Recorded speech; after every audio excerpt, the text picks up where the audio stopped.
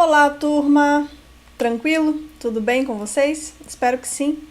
Gente, vamos conversar hoje sobre uma questão bastante essencial da disciplina, tá? Muito importante para que a gente aprenda como escrever. Como escrever no contexto de uma pesquisa científica jurídica, tá certo?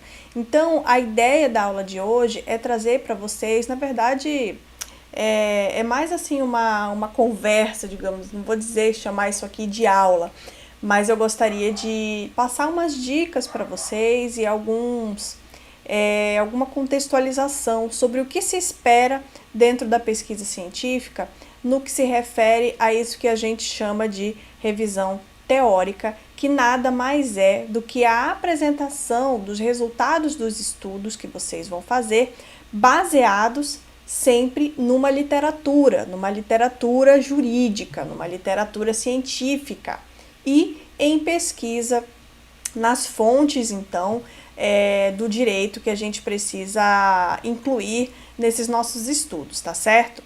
Então, o tema da aula de hoje é a revisão teórica e nós vamos falar fundamentalmente sobre marco teórico, né? O que é o marco teórico?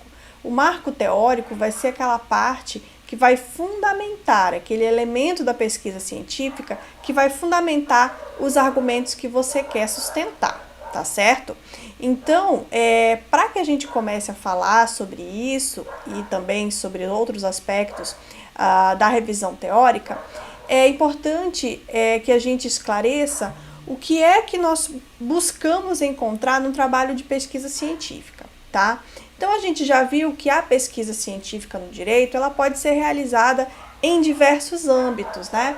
Inclusive, aí, em artigos científicos que você faz durante a graduação, na elaboração do seu TCC, na pós-graduação, nos âmbitos de mestrado com a dissertação, de doutorado com a tese e também nos demais trabalhos de conclusão de curso atinentes à pós-graduação lato sensu, né? Nós conseguimos, então, estabelecer algumas características que são comuns a todos esses trabalhos, né? Nós já vimos a diferenciação entre eles em aulas anteriores, mas aqui nós vamos, então, tratar desse aspecto que é bastante comum a todos eles. Então, em todos esses trabalhos, né? Sendo eles trabalhos científicos, acadêmicos, vocês precisam elaborar, então, essa revisão teórica. Vocês precisam estabelecer o marco teórico e desenvolver os argumentos de vocês de maneira fundamentada e compatível com essa revisão teórica, então, tá certo? Então, para que a gente comece, como eu já vinha dizendo, o que a gente precisa, o que a gente busca num trabalho científico, numa pesquisa científica de qualidade? Então, primeiramente, é a análise de um tema específico, né? Nós já tivemos uma aula tratando especificamente sobre essa questão da escolha do tema, né? O que é interessante você trazer, as abordagens possíveis, né? É importante estabelecer, delimitar o tema que você vai estudar. Nós já vimos isso, né? Então, para quem não lembra, volte lá na aula específica sobre temas, tá certo? Mas nós precisamos trabalhar, então, um tema específico nessa pesquisa jurídica. E aí, o que a gente precisa também? Nós vimos, inclusive em aulas anteriores, que é necessário que haja uma clareza do objeto. Significa o quê? Que essas pesquisas genéricas, que não têm um objetivo definido, né, claramente definido, elas acabam sendo mal avaliadas e malquistas, né? Então, a gente precisa estabelecer que nessa pesquisa jurídica haja esse tema específico e que o objeto dentro desse tema esteja claro. Ou seja, que aspecto desse tema em específico eu vou tratar na minha pesquisa, tá certo? E aí, já puxando a brasa para a sardinha mais direcionada, de forma mais direcionada para a revisão teórica, é necessário que haja nessa pesquisa científica uma boa fundamentação, né? E o que é uma boa fundamentação da pesquisa científica? É uma fundamentação científica, uma fundamentação acadêmica, uma fundamentação resultante de estudos sistematizados, né, dentro de um contexto, e não simplesmente argumentos soltos, aleatórios, que não passaram por alguma discussão no âmbito acadêmico, que não foram testados, que não foram discutidos e analisados, né? Então, isso aqui ele pode parecer meio óbvio, mas eu já tive o desprazer de estar em bancas de trabalho científico em que a fundamentação, ela não era uma fundamentação científica. Então, simplesmente a pessoa, né, colocou o seu argumento para defender a visão dela naquela situação, daquele trabalho, mas não fundamentou, né? Então, infelizmente, quando acontece esse tipo de coisa, especialmente numa defesa de TCC, você não tem outra alternativa a não ser reprovar o trabalho. Por quê? Porque o trabalho não tem fundamentação, né? Não tem esse viés científico. Então, um trabalho que é fundamentado numa ideia genérica, numa ideia de senso comum, numa ideia solta, ele não pode ser admitido nem tratado como um trabalho científico, tá certo? Então, nesse sentido, eu digo para vocês que, por favor, né, deem atenção a isso, fundamentem adequadamente o trabalho de vocês, ok? E aí, uma dica logo de cara para sequência na escrita, né? Porque muita gente fala, ai professor, eu tenho dúvida de como escrever o trabalho científico. Eu vou usar as minhas ideias? Eu vou usar as ideias dos autores? Como é que funciona isso? Pois bem, primeiramente você tem que trabalhar com ideias. E aí essas ideias, se você não está, né, no doutorado, se você não está fazendo uma tese de doutorado ainda, você não tem obrigação de que essa ideia central ela seja inédita, tá certo? Então você vai se basear em ideias que já foram pensadas, que já foram discutidas, sobre as quais há alguma produção, tá certo? E aí você vai analisar um tema especificamente com base naquela ideia, ok? Só que para cada ideia que você apresentar, para cada argumento, você precisa então fundamentar. Você precisa trazer autores que vão te ajudar a corroborar aquelas ideias que você está apresentando. Não é simplesmente, né? Tem até uns memes que saíram acerca disso, no sentido de que fonte, né? Vozes da minha cabeça. Então a sua fonte não pode ser vozes da sua cabeça. Você precisa fazer essa fundamentação, tá certo? Então, pense sempre nessa fundamentação científica e pense numa sequência para a escrita, né? Quem está perdido, então pense sempre na sequência assim, ó. Eu vou apresentar um argumento, eu vou dar referências sobre esse argumento e eu vou fazer análises sobre esses argumentos e as referências que eu trouxe, ok? Em outras palavras, o que significa dizer? Você traz um argumento científico, um argumento acadêmico, né? Coloca esse argumento, escreve ele. Em seguida, você traz as referências. Nesse sentido, o fulano, né, que é o autor que você vai utilizar, considera que, e aí você explica toda a ideia do autor.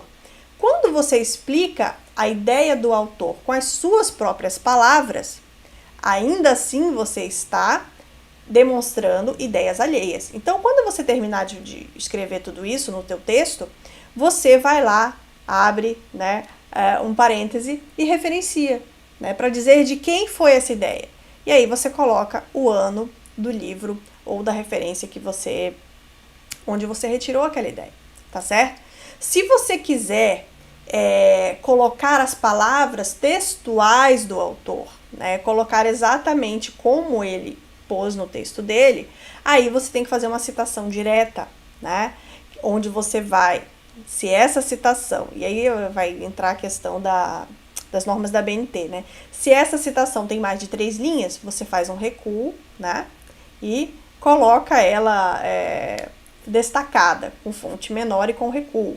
Se ela tem menos de 3 linhas, você simplesmente vai abrir aspas e colocar as palavras do autor, tal como ele pôs no texto dele, tá certo? Mas isso a gente vai ver numa aula específica, ok? Então, nesse momento, eu gostaria que vocês se concentrassem nesse esquema de argumento, referência e análise. Então, você vai colocar o argumento, você vai dizer o que os autores falam sobre aquele teu argumento, corroborando ou não, né? Porque você pode muito bem trazer posicionamentos contrários para poder fazer a tua construção lá na frente. Então, digamos que você está trabalhando um assunto e aí você traz a opinião dos autores sobre aquele assunto. Uma opinião contra, uma opinião a favor, né? Opiniões que se contraponham. E aí você, com as suas palavras, vai analisar aquelas duas citações e dizer por que você tende a aceitar uma em detrimento da outra, por exemplo, né? Apenas para dar um exemplo para vocês de como isso acontece. Então eu lembro muito bem, até durante a graduação, um amigo muito querido conversando com outro, dizendo assim, mas às vezes eu fico perdido em como escrever. Aí ele falou, rapaz, é muito fácil escrever, né, o TCC, escrever a monografia. Você argumenta e cita, argumenta e cita, argumenta e cita. Então, basicamente é isso, tá? Não é assim tão simplório, né? Lógico, a gente tem alguns esquemas que a gente precisa observar na hora da escrita, mas é uma boa ideia para a gente ir afinando o pensamento na hora de escrever, para aquelas pessoas que têm mais dúvida sobre como colocar os argumentos, tá? Então, pense nisso. Argumente, referencie, analise, ok? É uma sequência preciosa para nos ajudar aí nessa fase de escrita. E daí eu trouxe também aqui alguns elementos do marco teórico que são coisas que vão precisar estar presentes no seu trabalho.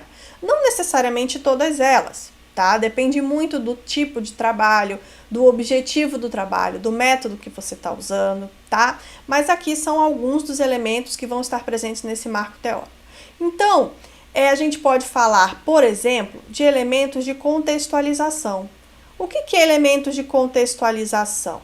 Digamos que eu esteja procurando fazer um trabalho científico sobre a Lei Maria da Penha, certo?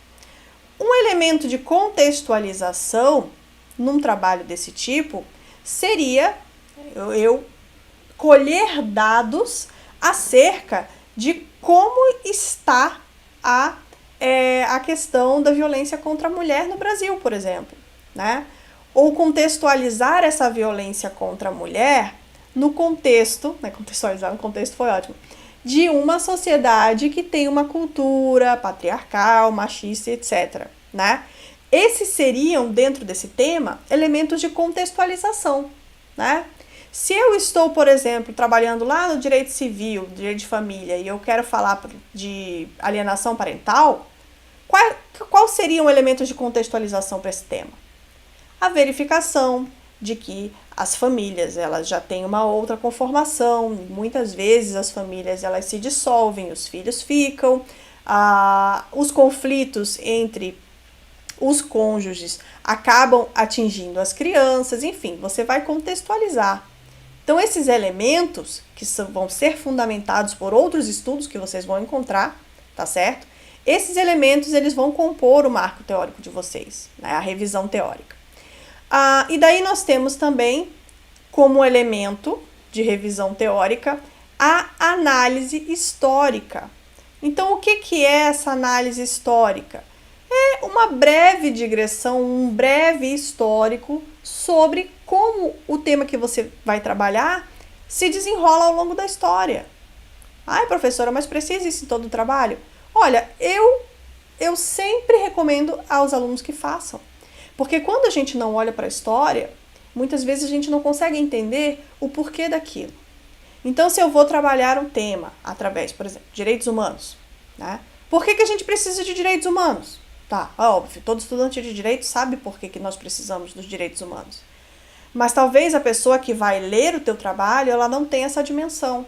Então você explica, ainda que brevemente, que os direitos humanos foram construídos por conta de tantas outras barbáries que já aconteceram ao longo da história da humanidade, por conta de guerras, por conta de tratamento desumano e degradante, né? Pela necessidade que a gente tem de estabelecer direitos mínimos para todas as pessoas, sem nenhuma distinção, etc.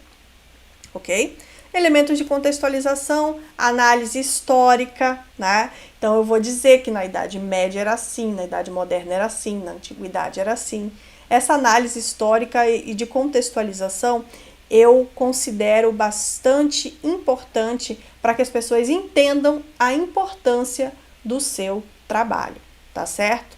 Lá no direito ambiental, né, que é a minha área de pesquisa, eu também costumo sempre colocar uma pitada de análise histórica para que as pessoas entendam o motivo da norma existir. E os motivos das normas jurídicas existirem normalmente são motivos históricos, motivos de questões muito fortes para a humanidade que aparecem e que demandam a construção desses direitos. Tá? Então é bastante importante que a gente dê atenção a essa parte de contextualização e também a questão histórica, ok? Estado da arte. O que é o estado da arte? Então, muita gente fala acerca disso dentro da revisão teórica. O estado da arte nada mais é do que a demonstração de como aquele tema vem sendo tratado atualmente, né? Então, o estado da arte ele vai descrever a forma como esse tema tem sido abordado, de que maneira ele vem sendo encarado dentro dos estudos jurídicos, dos estudos científicos e etc. Ok? Controvérsias. Como eu disse para vocês lá no início da disciplina, a gente não faz uma pesquisa jurídica para comprovar uma hipótese. A gente faz uma pesquisa jurídica para averiguar se aquela ideia que a gente quer defender é mesmo a mais adequada. E como é que eu vou defender a minha ideia se eu não conheço as ideias contrárias a ela, né? Se eu não digo quais são as vertentes que são estabelecidas de maneira contrária ao que eu estou defendendo, o meu estudo vai ser um estudo fraco, um estudo que facilmente alguém vai chegar e vai dizer, né, um argumento contrário, e você aí vai ficar perdido porque você não leu sobre isso. Então, se você tem um ponto de vista, leia também o outro lado, tá? E aí, coloque isso no seu trabalho.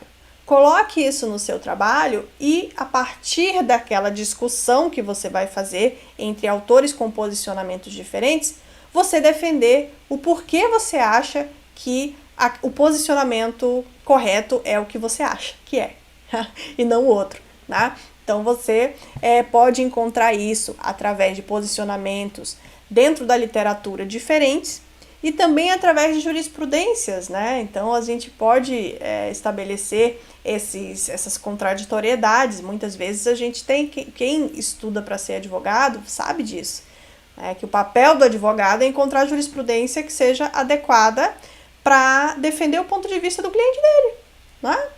E a parte contrária vai fazer a mesma coisa, né? Vai buscar jurisprudência que apoie a ideia dele, ok? Então, a gente precisa observar esses elementos. Aqui eu coloquei do marco teórico, mas não é bem do marco teórico, tá? É da revisão teórica mesmo, tá? Porque o marco teórico, então, ele vai ser estabelecido através de uma teoria que você vai seguir, que a gente vai ver daqui a pouquinho, tá certo? Quando a gente fala, então, desse marco teórico, nós estamos falando, gente, de literatura, que no direito comumente a gente chama de doutrina, mas vocês já sabem que eu não gosto desse termo, né? Porque parece uma coisa meio dogmática, meio religiosa, né? O dogma. Então, essa coisa da doutrina não me apetece muito. Mas ok, gente. Aqui nós vemos que nós temos como marco teórico, encontramos o marco teórico na literatura, né, que é a doutrina, encontramos também em informações institucionais sobre o tema que a gente está pesquisando, né? Que informações institucionais são essas? Encontrei lá num blog que o desmatamento da Amazônia foi de tanto no ano passado. Tá, mas esse blog, será que ele é confiável? Eu consigo trazer a informação precisa, mais perto do confiável possível através de um blog? Não. Onde que eu vou procurar isso? Lá no site do Instituto Nacional de Pesquisas Espaciais, que são eles que fazem essa medição, né? Então, se eu quero dados sobre a população, por exemplo, de um município, eu não vou pesquisar isso em fontes secundárias, eu vou na fonte primária, eu vou lá no IBGE, no site do IBGE, né, para olhar essas informações lá. Por isso que é importante, né, ter pesquisa, ter IBGE e ter censo, por exemplo, né? Então, eu preciso dessas informações institucionais nos sites. Então, por exemplo, eu pesquiso questão ambiental.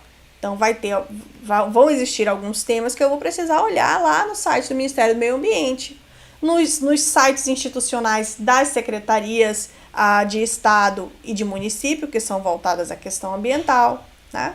Então, apenas para dar um exemplo aí de onde buscar os números. Então, você vai sempre buscar informações nos ambientes corretos, ok? Então, não apareçam com dados do Wikipédia, por exemplo, né? A gente tem dados, lugares mais confiáveis e mais atualizados para fazer essas buscas, ok?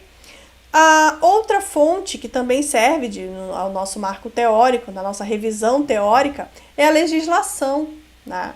A gente que é da área do direito, nós vamos analisar os temas. Claro que nem sempre, nem todos os temas, eles vão envolver legislação. Alguns que envolvam, por exemplo, mais uma questão de filosofia do direito, eles podem eventualmente não trabalhar a legislação. Mas se trabalhar, você tem que ir lá analisar a legislação, etc. E a jurisprudência, né?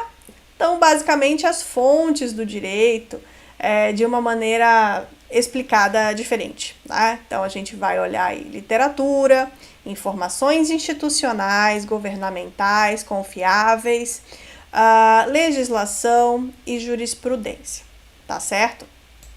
Daí, outra questão que a gente precisa ficar atento é a estabelecer uma teoria de base, que alguns chamam de marco teórico, né? Daí a gente marco teórico mais nesse sentido estrito de qual é o marco teórico do meu trabalho.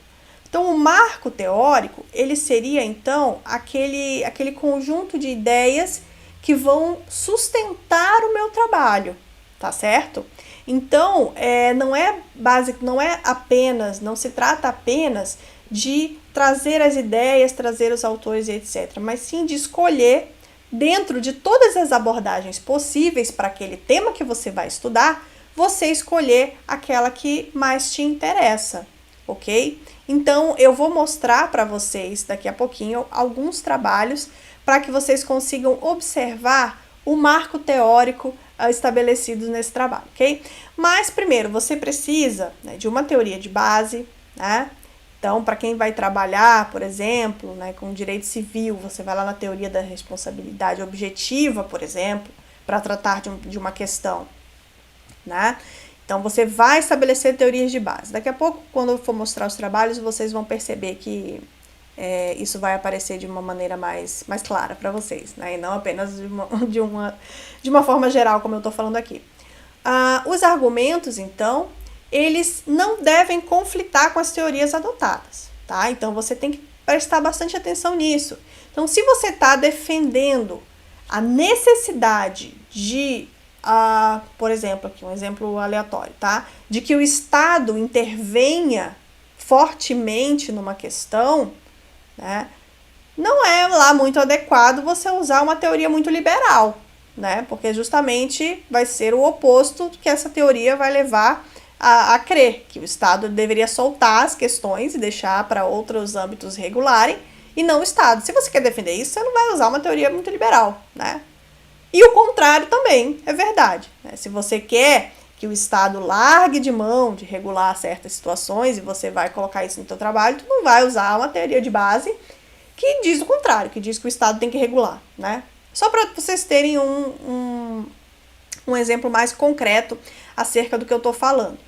Então, usem argumentos que não conflitem com as teorias adotadas, tá bom? Outra questão, usem autores representativos dos temas que vocês estão trabalhando. Isso aqui é um erro muito comum, tá? Em sede de TCC. E eu digo a vocês, se vocês vão trabalhar o tema, por exemplo, de, sei lá, vou mostrar daqui a pouco um trabalho que tem a teoria da sociedade de risco como base, tá? Então, suponhamos que você vai trabalhar alguma questão lá no direito ambiental, utilizando como teoria de base a teoria da sociedade de risco, que é uma teoria de um filósofo, não sei, não lembro a formação dele, do Ulrich Beck. É uma teoria do Ulrich Beck, que é um pesquisador estrangeiro, tá? Que elaborou essa teoria. Então, você não vai falar da teoria do Ulrich Beck através de um trabalho meu, por exemplo, que em alguns trabalhos eu cito o Ulrich Beck. Você vai pegar o quê? Você vai pegar o Ulrich Beck para falar, né? Então, você vai beber na fonte, sempre que for possível, né? Então, se você vai trabalhar, por exemplo, com direitos humanos, você não vai pegar um artigo que um mestrando publicou falando sobre direitos humanos. Não, né? Você vai pegar o Cansado Trindade, você vai pegar o Canutilho, você vai pegar os caras do assunto. Você vai pegar a Flávia Piovesan, né? Então, apenas para que vocês tenham isso em mente, trabalhem com autores representativos dos temas de vocês. Né? A gente que trabalha com direito ambiental, nós temos as nossas referências. E conforme você vai mais se aprofundando nas áreas, vocês vão descobrir quem são as melhores referências. E nisso, o orientador vai ajudar vocês também. Fala, professor, quem é o cara para falar desse tema aqui? Ele vai te dizer, né? Ele vai dizer, ó, leia o livro do fulano. Então, vocês vão evitar ficar pegando estudos aleatórios ali. Vão na fonte, tá bom? E aí, para fundamentar outros argumentos dentro do trabalho, claro que vocês podem pegar artigo científico de mestrando, até trabalho de graduação, por exemplo, que tem alguns muito bons que vale a pena consultar, né? Então, mas isso para detalhes. Para falar das teorias mesmo, vão nos autores, tá bom, gente? E aí, com relação a esses dados confiáveis, ó, sempre procurar sites oficiais, institucionais, tá bom? Então, vocês não vão pesquisar esses temas em qualquer lugar. Então, vão no site do IBGE, vão no site do Ministério do Trabalho, do Ministério do Meio Ambiente, né? Vão buscar dados por exemplo, em ONGs, né, que são confiáveis, que são respeitáveis, tragam os dados, a WWF, por exemplo, na questão ambiental, violência contra a mulher, a gente tem diversas instituições que trabalham nessa área também, né, direito de família, vai lá no site do IBDFAM, né, do Instituto Brasileiro de Direito de Família. Então, todas as áreas do direito vão ter essas fontes oficiais, essas fontes institucionais, ou ainda que não sejam oficiais institucionais, que sejam confiáveis, né? Que sejam independentes e que também tragam argumentos interessantes para a sua pesquisa. Tá certo, pessoal? Daí eu vou mostrar para vocês agora um pouquinho sobre como isso aparece nas pesquisas especificamente. Deixa eu puxar aqui. Só um minutinho. Essa aqui é a tese de doutorado da minha orientadora de doutorado, tá? Que é a professora Eline Silvini Ferreira, lá da Pontifícia Universidade Católica do Paraná. E ela fez esse trabalho na UFSC, na Universidade Federal de Santa Catarina, sobre a biossegurança dos organismos transgênicos no direito ambiental brasileiro. Veja só o subtítulo dela. Uma análise fundamentada na teoria da sociedade de risco. Qual foi, então, né, qual foi, então, o marco teórico utilizado pela professora? Adivinhem só. Foi o marco da teoria da sociedade de risco, né? Então, aqui você já percebe um pouquinho, alguns sinais acerca de como ela realizou esse marco teórico. Então, eu utilizei aqui ela como exemplo, né? A orientadora da gente sempre tem boas referências, e a professora Eline é uma pessoa incrível e faz um trabalho assim sensacional. Então vocês observam até aqui no resumo dela, ela já explica logo de cara, né? Olha só, adotando a teoria da sociedade de risco como marco teórico, a presente pesquisa analisa as normas ambientais que atualmente regulam a biossegurança dos organismos transgênicos no ordenamento jurídico brasileiro. Então vocês veem que o tema dela, o tema de pesquisa dela, não é a teoria da sociedade do risco, mas sim a biossegurança dos organismos transgênicos no Brasil, né? Só que ela analisa esse tema à luz de uma teoria, que é a teoria da sociedade do risco, tá bom? Então, apenas aqui para que vocês consigam perceber, eu vou abrir aqui o sumário, que o marco teórico ele fica bastante evidente no sumário, né? Então, nós temos aqui embaixo, ó, no item 1, sociedade de risco e meio ambiente. Então, aqui ela explica, né, no macro, o que é a teoria da sociedade de risco, como ela se relaciona com a questão ambiental. Vocês veem que aqui não aparecem ainda as teorias, né? Elas não são colocadas logo de cara, tá? Mas elas vão fundamentar as análises mais adiante. Olha, aqui ela vai explicar o que é biotecnologia, o que é biossegurança, como isso se relaciona com a ideia de risco e com o meio ambiente, né? Daí o que mais? A biossegurança está aqui no terceiro item, né? E aí ela vai tratar da regulação, aí ela começa a entrar na regulação, vejam, né? O protocolo de Cartagena, aqui as leis específicas sobre a matéria, não é verdade? Só para vocês terem uma ideia de como isso vai aparecer num trabalho científico. Olha, aqui no 4, ela vai fazer essa relação entre biossegurança e risco no direito, dentro da ideia de Estado de Direito Ambiental, que é uma outra ideia que ela vai desenvolver para sustentar o argumento dela, né? Então, esse seria até o último capítulo. Aí ela vai trazer, dentro dessa, depois de contextualizar, de apresentar a teoria que ela usa como base, ela vai então aqui, ó, fazer as análises da lei, né, da jurisprudência, das questões específicas sobre o tema, sempre usando a teoria de base como fundamento, tá certo? Então, aqui para vocês terem uma ideia, eu vou tirar esse aqui, vou mostrar o segundo exemplo. Peraí. Só um pouquinho. Exemplo. Aqui. Um outro trabalho, tá certo? Esse trabalho dá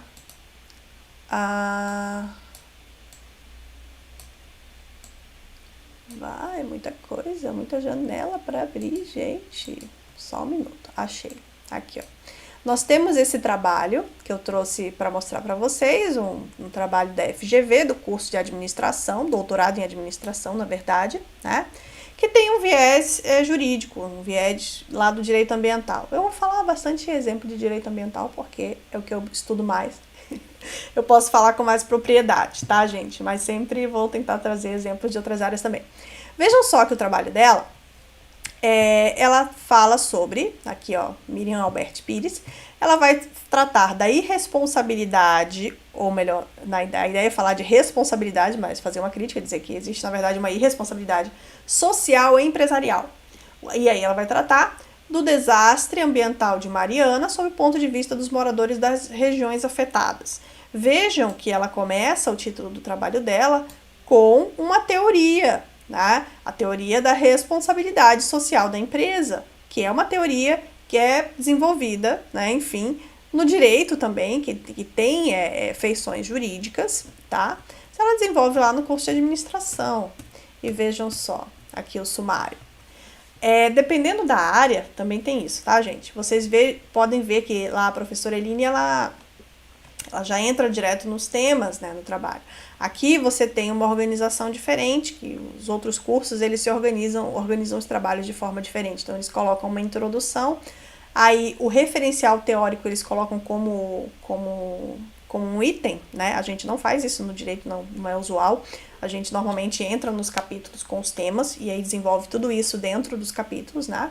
Mas aqui ela utiliza o referencial teórico. O que é o referencial teórico dela? Responsabilidade social empresarial, a ética empresarial e responsabilidade social empresarial e teorias que sustentam a tese. A grande teoria aqui é a responsabilidade social da empresa, né? Mas ela vai se fundamentar em diversas outras. Então, vocês observam aqui, 2.4.1, né? Perspectiva teórica da sociologia do conhecimento, teoria da atribuição, teoria da equidade, teoria da identidade social. São teorias que vão fundamentar a teoria da responsabilidade social da empresa. Então, isso tudo precisa ser trazido, né? Não é simplesmente pegar as leis e sair esmiuçando, mas sim analisar essas ideias, considerando todo o trabalho intelectual que tem por trás delas, tá bom? Então, apenas depois que ela faz tudo isso, aí sim ela entra no caso da Samarco, né, do crime ambiental de Mariana. Então, ela demonstra aqui como foi que ela fez, fala da metodologia utilizada, enfim. Esse modelo, esse tipo de apresentação temática não é muito usual no direito, como eu já falei, mas eu queria trazer para vocês uma visão também de outra área a respeito disso, tá certo? Então, vou tirar esse aqui. E aí,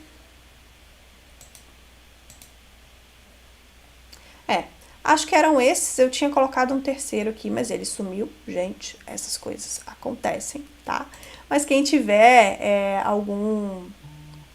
alguma ideia, ou melhor, quem tiver mais dúvidas com esse respeito e quiser de repente ouvir algumas ilustrações, né, vamos colocar assim, para que fique mais didático e vocês consigam perceber de uma maneira mais concreta como fazer isso na revisão teórica, me avisem que a gente vai conversando, eu mando um áudio lá no grupo, para que vocês tenham uma visão melhor sobre esse tema, tá bom? Eu espero que a aula tenha sido útil e que vocês, então, comecem a se inspirar aí para pesquisar melhor, para definir marco teórico, revisão teórica que vocês vão fazer nos trabalhos científicos que eventualmente vão aparecer por aí.